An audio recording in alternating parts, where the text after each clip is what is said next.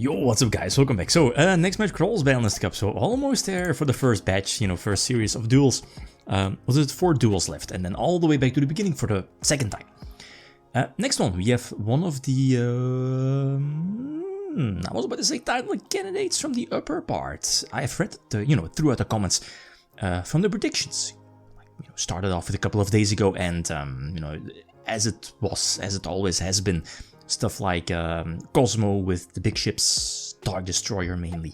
The fact that it cannot be targeted by card effects. Sure, it could power creep a lot of decks, especially older decks, but in case of this deck, looking at artifact Chronomaly. Yes, well, what is it, over 10 years ago. I don't think we were ever able to play the deck in the TCG, at like this, how do you say it, like nostalgic way, because I think by the time we actually got like Nebra Disc, the deck wasn't really relevant anymore. So this is like, what is it, 2014, when it had hands, artifact, trap tricks, so somewhat of a slower format, right? Going back and forth, 2014, presumably one of the best formats we've ever had. Anyway, so both decks, I feel, suffer from consistency. In case of Chronomaly, you had like, okay, you have Crystal Skull, discard to search basically, but Crystal Skull does need a Chronomaly monster or name on field. And, like, it's super awkward to normal summon Jets or normal summon Bones, right? So I guess the best normal summon in this deck is indeed Nebra Disc, but the consistency of drawing that, opening with that Pot of Duality is not that high. So that's definitely a big weakness of this particular deck. But same counts for Kozmo, I guess. Because this deck is running less monsters, compared to, let's say, Fire King Kozmo, which was running more pilots. The smaller Kozmo monsters, and I guess more ships as well. This deck has access to Card of Demise, but if you're not drawing into Card of Demise and you're drawing all of your big ships, there is like hardly any way to get your ships on the field. Sure, you have the Kozmo field spell, Kozmo Tongue, to mulligan your hand, but short set, I guess both decks somewhat suffer in consistency. So anyway, Chronomaly, well, I guess it's focused on like level 4, rank 4, rank 5 exceed plays. It can OTK from nowhere. You have the, what is it, Hayuk, Castle Hayuk, there rank 4, that can lower the attack of a monster from your opponent. It does target, but it puts the attack to 0, and I think puts the attack to 0, and you have Gorgonic Guardian level 3, Crystal Bones, etc. Which also lowers the attack to 0 from your opponent's monsters, plus it negates the effect. And what is it, there is level 5, Machumak, that, deals burn damage to your opponent equal to a monster, equal to the difference compared to its the current attack and original attack. So, again, short set, it has the capability to OTK from nowhere, even though, the deck hardly, most of the effects do target. Some of the effects that don't target, I guess to get rid of the Dark Destroyer, as you saw here, is Moraltag. Again, Moraltag does not target, so that's crucial. Heavy Storm was super crucial here. Gets rid of 4 back row. I guess Breakthrough Skill was like Infinite Impermanence 0.1, if that makes sense. You had Breakthrough Skill, and I think after that, the fact that, like Power Creep next level, it was the better Fiendish Chain, and then you had Breakthrough Skill to banish itself from the graveyard to negate another monster effect, and then after that, I guess we had Infinite Impermanence, right? The trap being able to activate from the hands. So, Chronomaly definitely has a chance, even though we saw, what was it, 15% of the people saw that Chronomaly had like a chance to win this duel, but I think it's a bit more, I mean, again, both decks suffer from consistency, but especially for Chronomaly, okay, you have like defense back row as well. Both decks playing, what is it, Chaos Trap Hole? What is it, very similar to Solemn Warning, but it hits light and darks, I think. I think you need to pay 2k as well, 2k life points.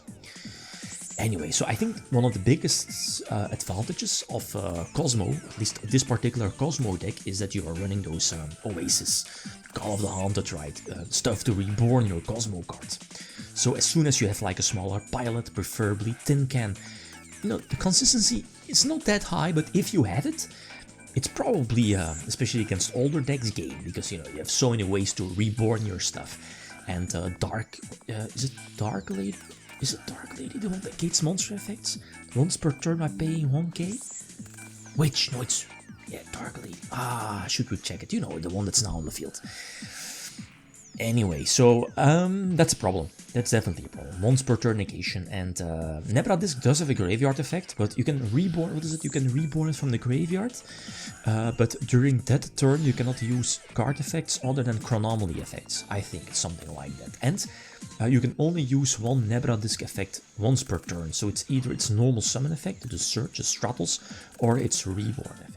Anyway, so 1-2 behind, and I think, in all honesty, as you saw, I think I was able to win game 1. Like, I should have chained Hayuk's effect to put one monster to 0 attack before the tag out of the witch, right? The one that negates monster effects. That was my mistake, so I probably should have won the first one. Anyway, so Card of Demise. It was definitely not a strong card of Demise. What I was talking about. Sure, you're like, as soon as you have like a pilot, and there is one, there is the pilot. But we can try to, yeah, we want to prevent the tin can from hitting the end phase, but we get striked. So that's actually a huge deal. We do have a Gozen match, and I was like, okay, Gozen match should be okay. What is it? Kozmo has like light and darks, but it does, I guess, keeps the big ships on field.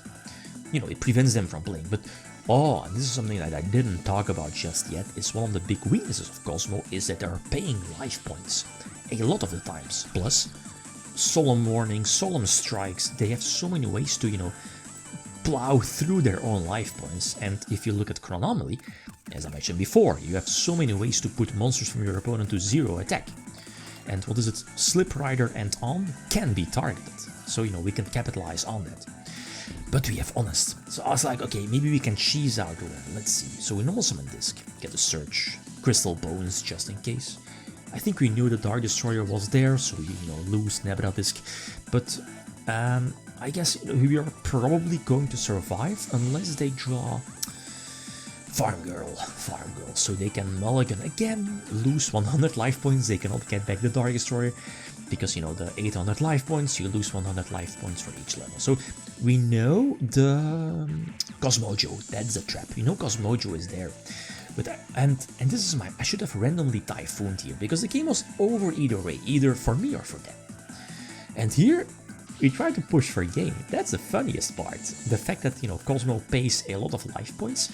Again, we're able to capitalize on that, and she's the win with Honest. That's nice. Okay, but problem now is we go second, and Moral Tech going for, like, yeah, Moral Tech in general, same for Beagle Tech, are, you know, the artifacts aren't really the cards you want to draw, unless in conjunction with Artifact Ignition, for example, or Sanctum. Sure, you can Typhoon your own Moral Attack, but, you know, that feels awkward, especially against a deck that's, you know, reliant on Call of the Haunted, Oasis, their Monster Reborn cards. And here's what I was talking about. Both decks, not really the strongest opening hand, but as, you know, as long as you can prevent the pilot from hitting the field, in case of Kozmo, you can win this one, definitely. And, you know, they have the field spell to mulligan any big ship, I guess, like another mulligan effect, and still another field spell. So, you know, it's like same here. I needed to normal summon my Bones. That's awkward because all Bones, what is it? Cyber Dragon alike drops itself and then reborns Skull, basically. You know, it's a free rank 3 Exceed play. So now it's really slow. An anti-climatic game number 5. But I think looking at these duels, and especially looking at game number 1, which if it wasn't for my misplay back then, I probably should have won game 1. Of course, it would have been much more different, yeah. But seeing that, for me, in all honesty, before this matchup, I felt like, okay, Kozmo has like the advantage, obviously, but, you know, it's not a free win, as I've read throughout the predictions. So anyway, like both decks, like Kozmo as well, is still in, right? So next one we have Dino Rabbit versus Chaos, the last 2 decks from the upper bar, so feel free to leave your predictions. Okay, guys, that's it, thanks for watching, feel free to leave a comment or like. If you enjoyed the video, leave them signing out. Peace.